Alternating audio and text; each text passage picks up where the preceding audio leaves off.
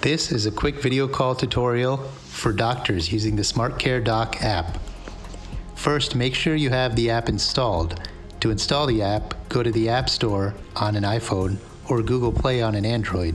Search SmartCare Doc, all lowercase, one word. Install the app, and then an icon will show up on your phone with the app.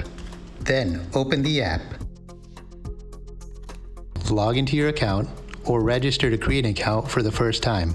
Once you're logged in, you'll be at the dashboard. Click the File menu, which is the icon with the horizontal lines in the top left.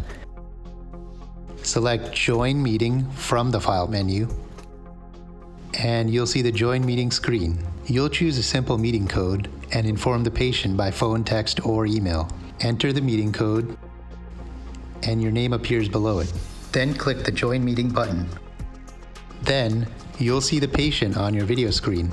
You can click the first button with the three dots to adjust audio and video settings. You can click the circular arrow button to refresh the screen. And you can click the third button, which looks like dots connected by lines, to invite up to 4 people by text or email to join the call.